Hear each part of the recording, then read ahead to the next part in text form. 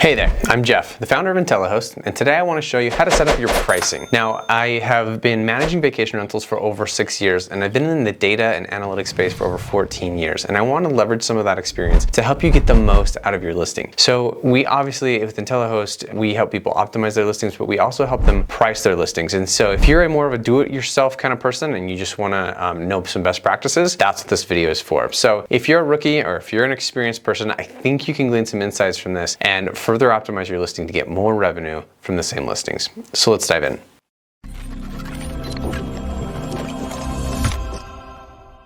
First thing I want to do is explain some of the methodology that the current dynamic pricing softwares use. So let me back up and just say, if you're not using a dynamic pricing software, you should be. It's gonna, on average, according to studies, it can increase your revenue by anywhere from 10 to 30%. And that's on average, which means that a lot of people are doing even more than that with dynamic pricing. So that's really, we call it 101. Using a dynamic pricing software. And then step 2 or 201, which we'll also cover in this video, is using IntelliHost to use click traffic data to further optimize your pricing. So we're going to spend most of our time in step 1 or 101, setting up your PriceLabs, making sure your settings are there, and then we'll obviously dive into IntelliHost and help you utilize that to understand how likely your days are to be booked and making kind of on-the-fly adjustments as needed. So let's first understand the methodology of PriceLabs. I'm actually going to be showing you one of our properties, and I'm going to dive in here, sharing my screen on PriceLabs. And if you're using Wheelhouse or Beyond or some other, that's fine. Just a lot of the principles we're going to be talking about here will apply. But we use PriceLabs, we love PriceLabs, and that's what we're familiar with. So I'm going to dive into that. You can see here what I've loaded is our property on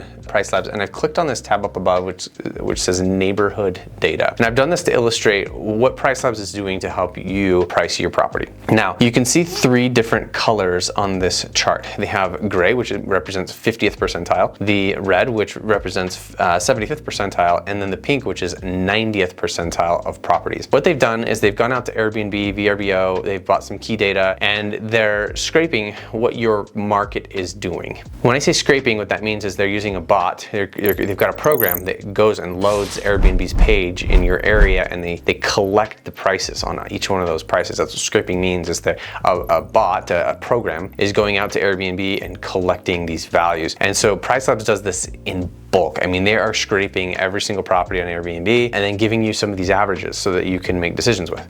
Now, they're dividing these properties that they're scraping into sections, meaning these 25th percentile, 50th, and 90th percentile. And what that does is it helps you understand where maybe you should fall, and it shows you kind of the fluctuations that are happening in your market. This is a great place to start. Looking at market-based pricing, which is using your competition to understand where your pricing should be. For lack of anything else, this is a really good way to do it, but there are some flaws in this logic. And here's the biggest flaw. According to AirDNA and I guess some other research that we can put in the notes, but on average, less than 50% of listings on Airbnb are using some kind of dynamic pricing. Less than 50%. That means that over half the market is guessing on the pricing and not fluctuating their pricing on a regular or a daily basis, okay? The reason that's important is because they basically have this flat line, right? You're seeing here some fluctuations based on seasonality, holidays, and things like that, but a lot of people aren't doing that at all. And so they have a flat line, and those flat lines are getting averaged with people who might actually know what they're doing, like experienced property managers, for example. And so when you average those people that are fluctuating with those people that are doing flat line, what you get is something in the middle. And it's not a fault of how PriceLabs is calculating it, it's just a fault of the data. It's kind of garbage in, garbage out. And there's a lot of properties, mom and pop shops and unsophisticated individuals that just don't know what they're doing. That's affecting your data. And so that's why you need to take some of these numbers with a grain of salt and make sure that you're thinking about it intelligently. But I lay that foundation for you so you understand where this data is coming from and how to make decisions from it. Okay, so that's market-based pricing. It looks at your competition and prices it in there. It's kind of a blind leading the blind methodology.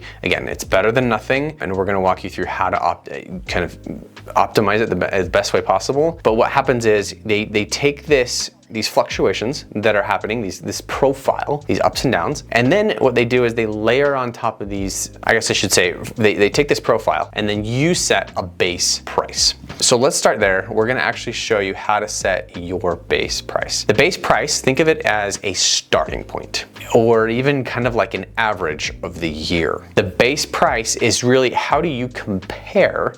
Are you in the 25th percentile? Are you in the 50th percentile? Are you in the 90th percentile of properties? And PriceLabs has a really cool tool to help you pick your base price. So I'm actually gonna show you how to use that. You're gonna click on help me choose your base price, and it will load a map of your property and the surrounding properties. And what we want to do here is get as specific as possible. This property happens to be in a neighborhood, or I should say in an HOA community that all has the same amenities. And so there's so many other vacation rentals in this neighborhood. I wanted to really specify that location.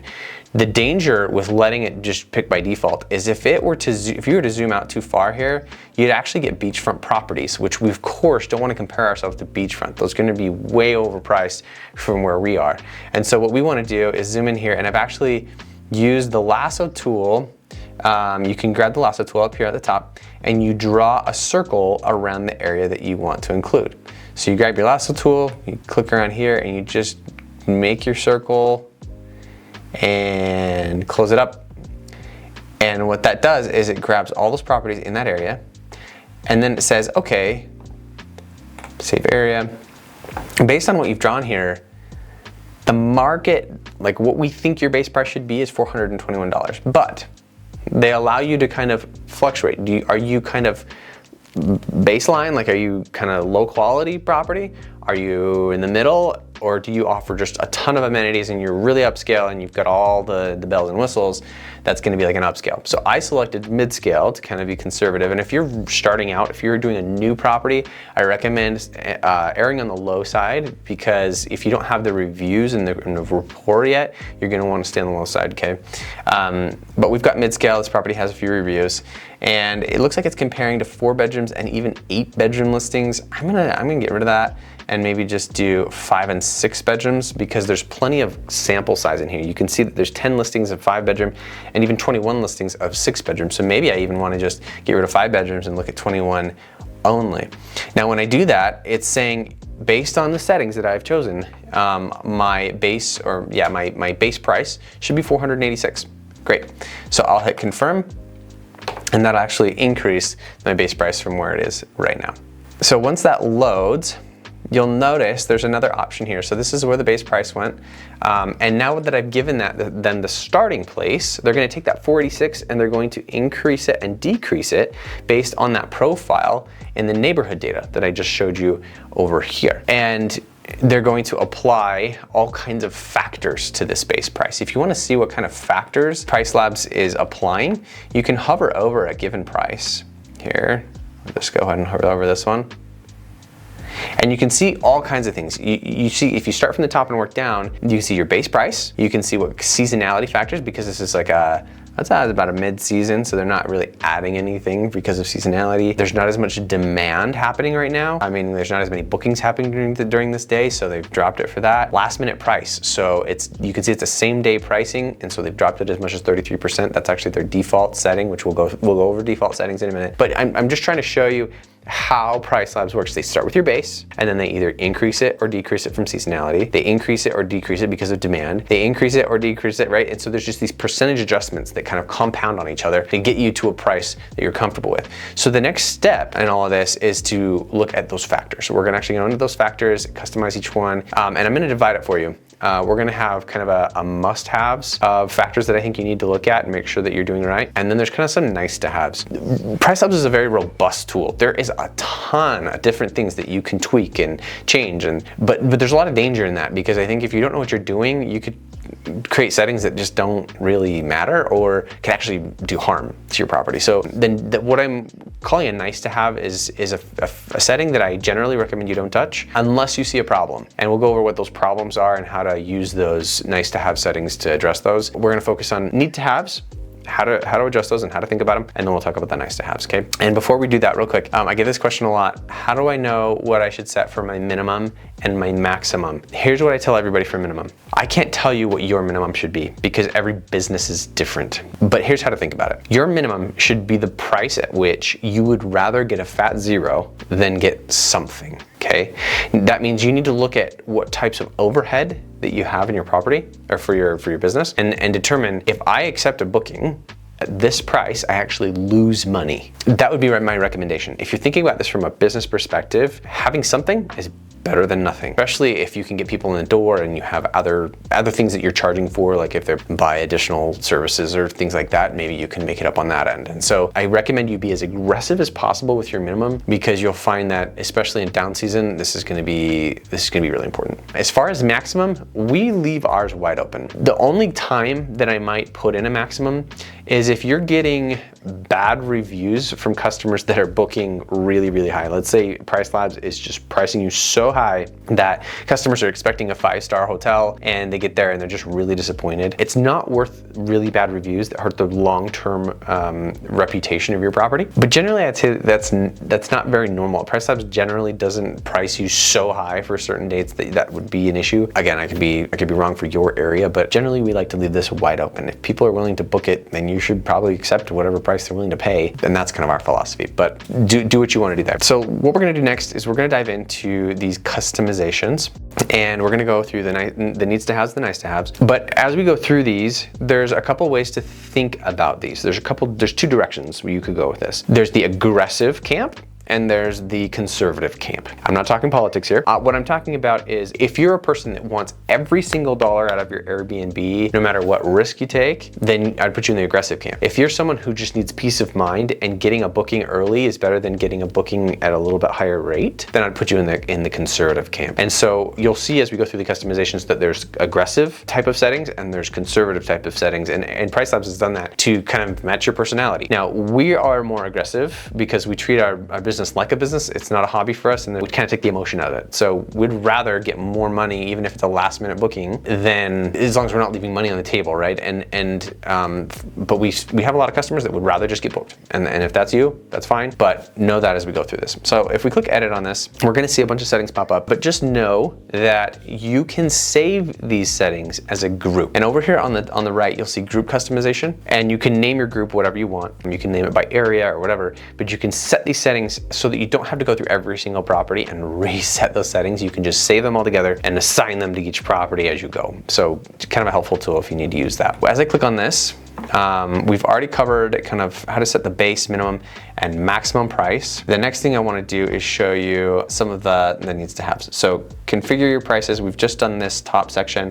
That's a must-have. Stay restrictions. This is a must-have. So you need to look at your minimum night stay.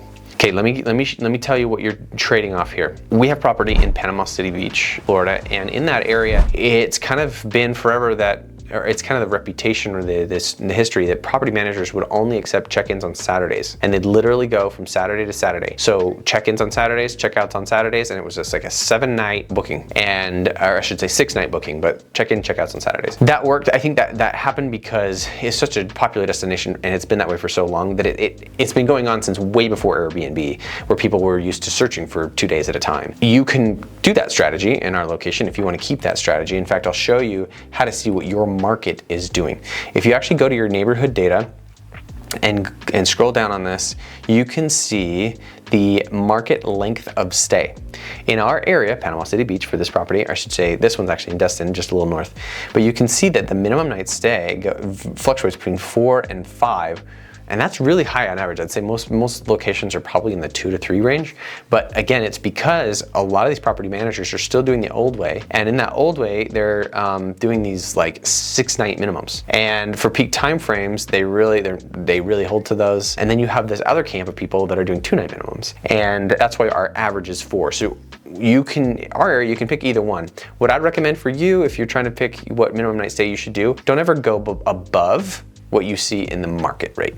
And here's why. When you set a minimum night stay that say is 3-night stay, right? When you set that, if somebody goes into Airbnb and selects a 2-night stay, you will not appear in that search at all. You will completely disappear from everyone searching a Friday to a Saturday, or sorry, say a Friday to a Sunday morning, right? And those are probably the most common type of search. 2-night stays are definitely the most popular. And if your strategy is, you're doing like midterm stays and that kind of thing, that's kind of a different strategy. We're not really addressing that strategy here in this video. But my recommendation is don't go above this market.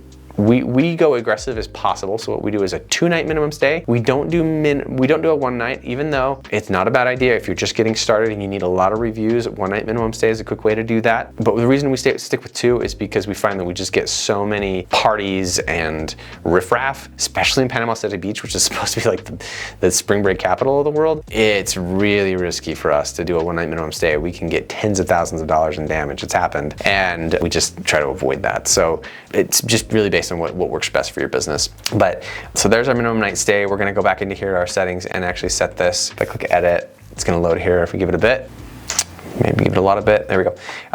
So we've gotten our prices. Okay, we're down here to stay restrictions. We have set some custom stay restrictions. If you don't toggle this on, there's a default, and there's some settings you can look at here. I recommend setting this yourself based on the numbers that we just looked at in the neighborhood data. And what we do is we set a fixed minimum night stay rule of weekday of 2 nights and weekend of 2 nights. Again, this is that 2-night minimum. If you want to get a little more aggressive, maybe you do a 3 nights for weekends. Again, it's just depending on your area and how people are used to staying there. So just make sure it's what fits best for your demographic and why people are coming for you. This also could change by season, so you may want to think about that as well. The next thing you want to do is come down here and see if you're willing to change that minimum night stay if there's orphan days. Now here's what an orphan day are: days in between 2 bookings. Let's say you've got a minimum night stay of 4 and you've got a 2-night minimum in between two reservations. Well, you're never going to book that unless you change your minimum night stay setting to less than 4 for that 2-night gap. Let's say you want to go down to 2 nights if there's a gap, and only if there's a gap, you can do that here. We recommend doing that, but we're already at 2 and we're not willing to go down less than that, so we don't have a setting here. But if you wanted to do that, we recommend it. Last minute bookings, again, if you are, you want to make sure you book, if you've got a 4-night minimum and you've got the next 3 days aren't booked, you can set it so that if it's within 4 days, it can go down to 3 days or 2 days, so that you can kind of fill those last minute days. Far out bookings, you can set it so that it actually goes up. So anything further out than 90 days, you want to force people a 4-night booking or a 7-night booking. You can do that. Just be careful of your booking windows. We'll cover booking windows in a minute, but you want to make sure that you're not cutting yourself short where people are searching for like a 3-night minimum and you've got it at 7, and then you lose all that search traffic leading up to that day. So be careful there. Okay, so that's minimum night stay settings. Again, it depends on your market, and you can use the neighborhood tools to research what's right for you. We're going to jump down now to all customizations, so we can look at these. Last minute prices. These top 4, there are some default settings in here, and generally I find them to be quite good. I would agree with most of the settings they have by default, but again, you need to look at this and make sure it's right for you. Last minute pricing means that when you are a certain number of days out, you can have that price gradually decrease to a certain amount that you set. So let's say, and I can customize this, but I can say, let's say I want a gradual decrease up to 50%. I'm making something crazy here. Within 50 days. If I put 50 in here, what it'll do is say, okay, I'm going to drop it 1% every day, starting 50 days out until it gets to 50. That's what it will do. Here's how I recommend you think about this. If I go back to my neighborhood settings, I'm going to keep switching back and forth here, but if I go back to my neighborhood settings, down here, you'll see occupancy for our market. And this red line is the occupancy of my market today. All right, on the date of October 6th, the average occupancy is like 69%. Meaning 69% of properties are booked for that day. You can see that it kind of ramps up starting about, let's say maybe November 13th, which right now I'm recording this on September 25th. So that's a little less than 2 months. So we may be thinking like maybe 45 days. So what I'm saying is these days, or the occupancy, people aren't really booking it, until about 45 days out. Now, I'm looking at a snapshot in time, right? I'm looking at September, but assuming this is indicative of how my market works overall, I can set the discount to gradually begin about 45 days out. Why am I doing 45 days? Because my occupancy doesn't start to ramp up until 45 days out. So I don't want to start slashing prices too early because people aren't really booking at all during this time period. Like, nobody's really booked during that time period. So I want to be aggressive, or I want to be competitive when it's important. And that's what this is showing me is it's most important for my area 45 days out. Now you see some exceptions here. There's some big spikes in holidays and things that are out, which you can treat as exceptions, but I'm setting some general settings here, and so I want to see how my trends go. One of the things I can do is come down here to booking window, and I can see that for the month of September, at least last September, 60 days out was the average time period that people were booking. 62 days is average for my market. So if people are on average booking 60 days out for my property, well, maybe I want to set that price discount to start at 60 days and kind of ramp up as it gets closer. So my default settings for my last minute pricing are right here. So it says, currently there's a 33% discount for same day bookings, which reduces to 0% after 46 days. That's the default, 46. Maybe that's where I want to be because maybe I'm a little more aggressive and I don't want to start discounting 60 days out, which is kind of when people start to book. But we feel comfortable with the default. We like the default. We'll leave it there. But if you feel like if you want to be more aggressive than that, you could increase the percentage just by clicking on this toggle and increasing the percentage that we just did before, okay? So again, that's another need to have. You need to review your last minute pricing strategy. For far out prices, you can set, there's a default right now which says that starting 78 days out, I'm not sure how they came up with 78 by the way, but 78 days out, they gradually increase it to 20% over the next 6 months, 186 days. And then it stays constant at a 20% increase after that. So there's this premium that they've put in there, and I'm sure that's to try to help you not leave money on the table. If somebody's booking way out, it costs 20% more just for those further out days. So if you like that, you can keep it. If not, again, I would consider this, if you're an aggressive person, leave it where it's at. If you're not aggressive and you just want it to get booked, maybe you undo that. You can click on that toggle and set it to whatever you want it to be, but make sure you review that and you're comfortable with where it's at. Orphan day prices. So orphan days, like we said, these are days in between bookings that you wanna set for, and you can drop this if you want to. You don't have to, but we like to drop it a little bit. Here's another strategy you can utilize that I find even more effective. We like to reach out to the guest before the gap and after the gap, and just ask them if they want to extend their stay for a discount. That discount could be, and it needs to be significant, like more than 20% probably. If you say, hey, if you're willing to extend your stay another day, we can give you 30% off. And we find that about half of our guests take us up on that, because if they can get it, significant discount, they'll take it, and you get money, they get money, they get a discount, and everybody's happy. So you can use that strategy to kind of cover those gaps. But if you don't want to deal with that, you can just set a setting there that you can make sure that drops automatically whenever there's a gap of whatever length you choose for the setting. So another must-have. Occupancy-based adjustments. Okay, so this is where, and I'll try to summarize it this way, and the occupancy-based adjustments can get really complicated if you dive into the details, but let me just summarize it this way. There's either aggressive or not so aggressive.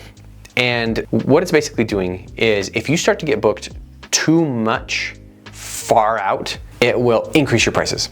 And if you're not getting booked at all, like last minute, then it will really slash your prices. And so that's what occupancy-based adjustment is it looks at how occupied are you, how does that compare to the market, and do you need to really get more aggressive or not?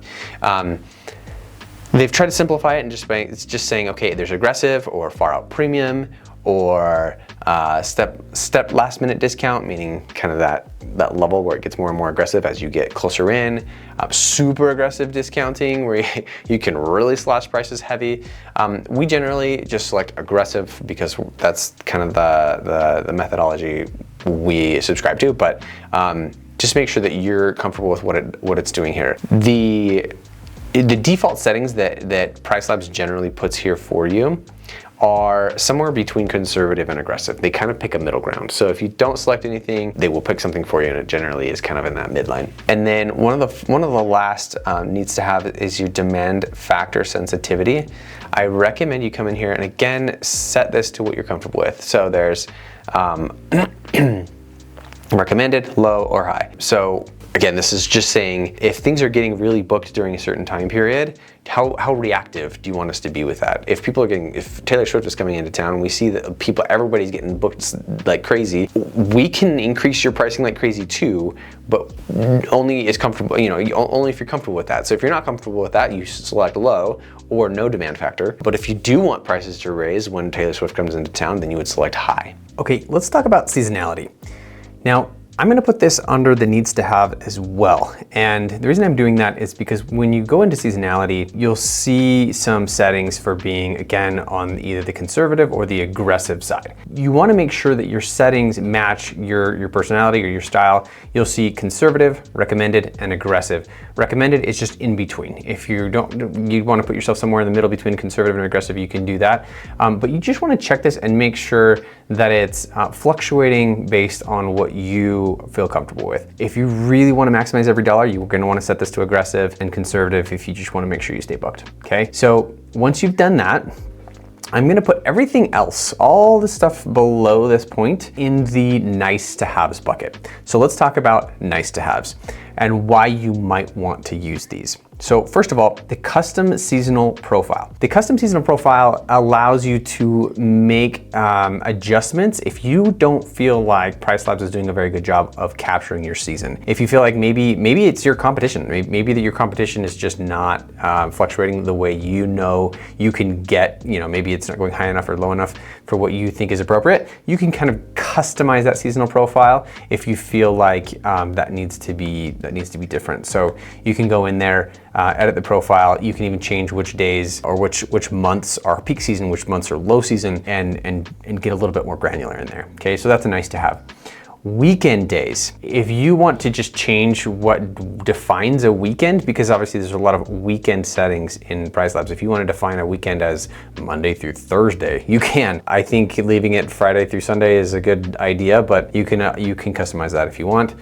Adjacent factor is really kind of, in my opinion, this is already accounted for in the orphan day pricing, but adjacent factor just says, look, if there's a booking, or if there are days right before or right after an existing booking, you can create some kind of discount for that. Generally, like I said, orphan day bookings can account for that, but I would only adjust this if you feel like you're getting a lot of gaps, a lot of orphan days, and you just want to avoid that and kind of incentivize people to move their bookings maybe a little closer to other bookings, and you can use the adjacent factor setting. Day of week pricing adjustments. We have used this in the past, and when we've used that, it's because our weekends were the only thing getting booked. This happens a lot in a lot of areas, but if you find that your Friday, Saturdays are just booked solid and there's nothing else booked, what you can do is you can increase your prices a little bit on the weekends, and you can say, look, if it's a weekend, I want it to be up 20%. And if it's a weekday, I want you to go down 20% more than you would normally go. So you can kind of discount the weekdays, increase the weekends, and hopefully meet that demand a little better for your customers to try to fill in the entire week and not just weekends. Minimum far out pricing. So you can set different things here. I would only set this if you are worried about leaving money on the table for far out days. There is, you've already got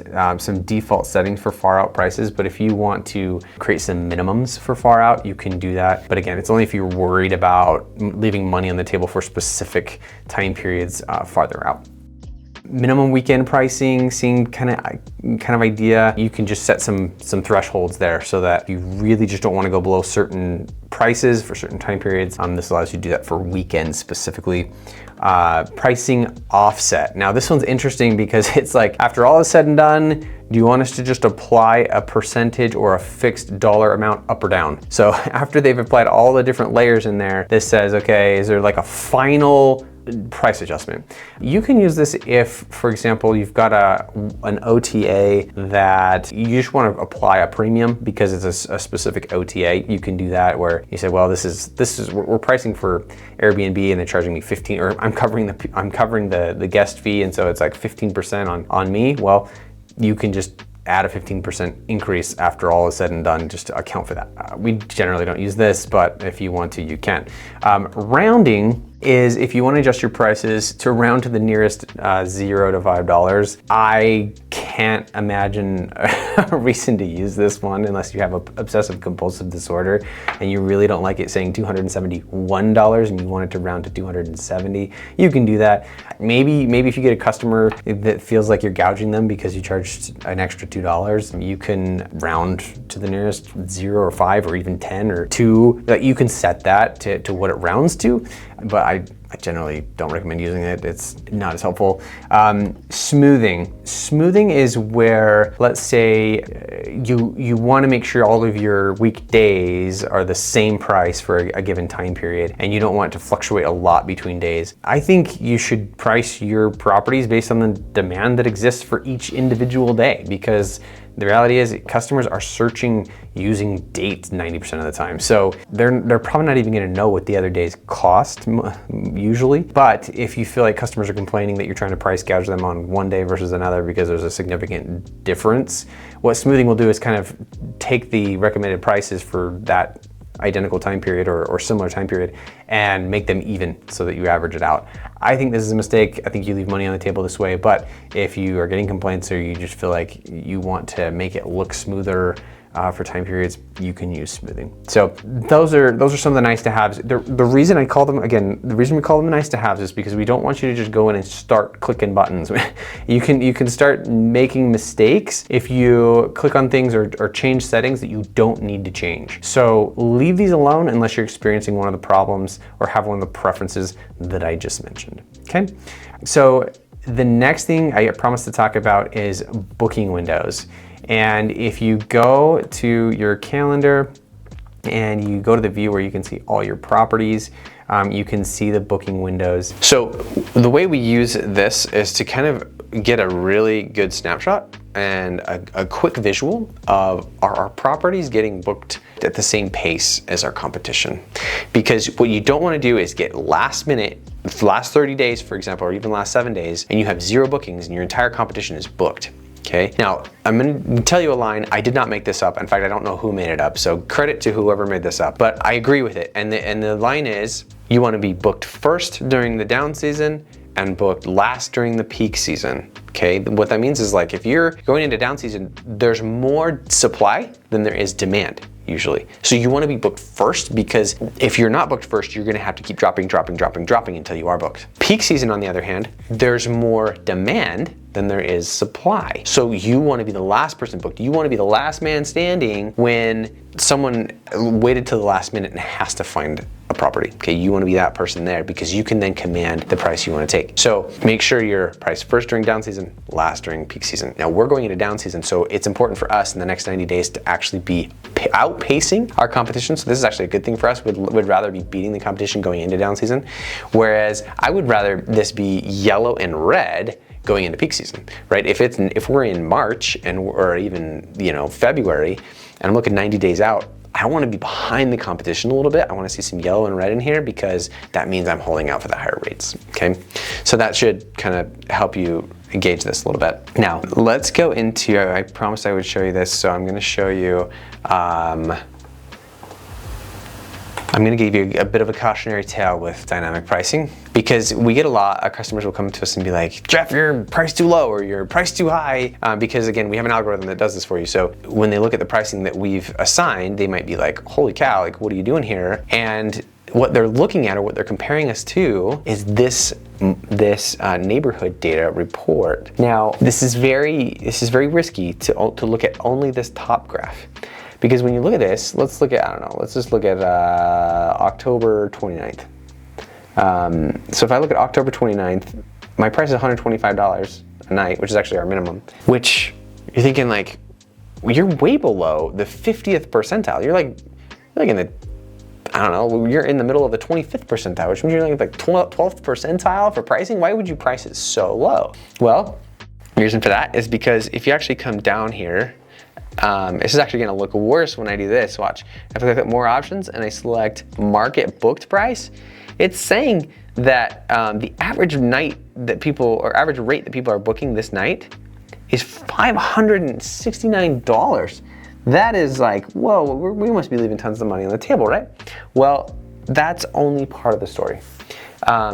When you come down here and you actually look at occupancy, we see that only 17% of the market actually got booked. So it says, yeah, on average, the booked price was $500 something. But when only 17% occupancy, where is it? Yeah, there it is.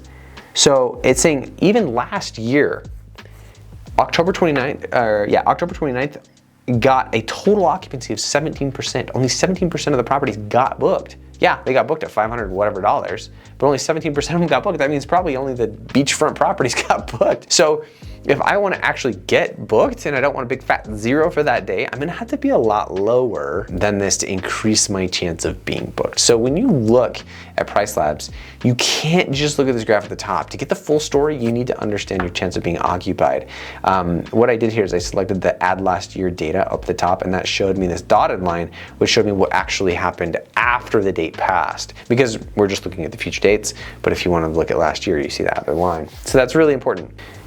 Now, we've just gone deep into PriceLabs, how to set up your settings, how to make sure that that is dialed in, and that is step one, because what IntelliHost does is it comes in and adds a whole new data set and a whole new way to look at your properties. So let's dive into that. So a little review, let's back up a little bit. PriceLabs uses market-based pricing. They look at your competition, they look at the blind leading the blind, and they figure out where should you be compared to your competition. IntelliHost doesn't even look at your competition. Wait, what? Like, how could you not look at your competition? This is a mind-blowing concept for almost all of our customers. How can you not look at my competition? Here's why. We have a unique data source, and we're collecting data straight from your Airbnb login, and we can see how much click traffic you're getting for specific days on your calendar.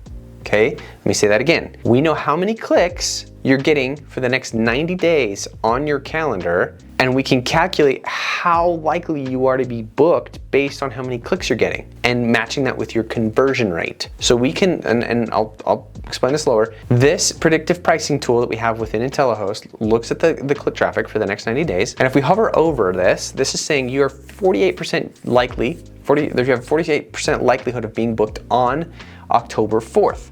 When I hover over this date, it tells me kind of how it's calculating it. It's saying this trip date has received 47 clicks so far, and based on your property's history, we predict this date to get another 2 clicks total. So there's only gonna be another 2 clicks. Based on your conversion rate of 0.98%, this date has a 48% chance of being booked, okay? So what that says is, every time I get a click, I have about a 0.98% chance of being booked. And if I'm gonna get, that means if I'm gonna get 49 clicks total, that gives me a 48% chance of being booked, okay?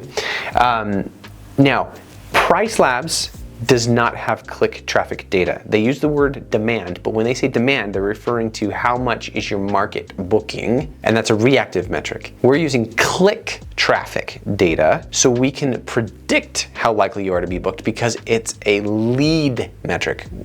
Clicks happen before books happen. That's why it's a lead metric. PriceLabs is using reactive metrics, meaning they're seeing how many bookings have already happened, right? So using these lead metrics, we're able to calculate your chance likelihood of being booked and what you should likely do as a result.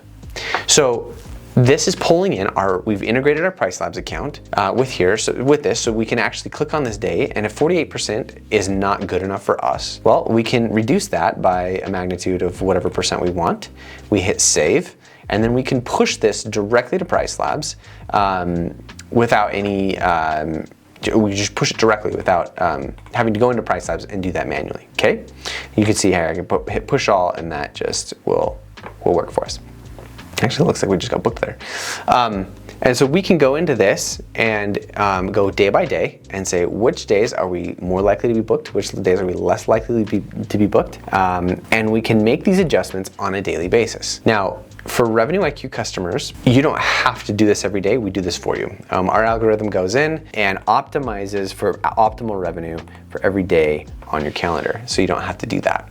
That's how predictive pricing works, and it's this layer on top of what PriceLabs is doing, all of that complicated stuff that we just went over. IntelliHost sits on top of that and looks at click traffic. It's very unique. No one else is pulling in future click traffic data for you. That's unique to IntelliHost. And so when we do that for you, you're able to see likelihood of being booked and making a final adjustment that gets pushed to PriceLabs, then gets pushed to Airbnb or your PMS or whatever you're pushing it. And if you're on Revenue IQ, you don't have to really worry about any of this stuff because our account managers will help you set your PriceLabs, will help you, and our algorithm will actually price all this for you to optimize your revenue. So I hope that helps. I mean, we just went through 1.0, which is setting your PriceLabs. We went through 2.0, which is utilizing IntelliHost to optimize your pricing. And if you do those things, I can't guarantee, legally cannot guarantee anything, right? But what I would say is you're likely to make 20 to 30% more revenue by doing the things we just talked about. Just our Revenue IQ customers make on average 19% more revenue in the first month. And that's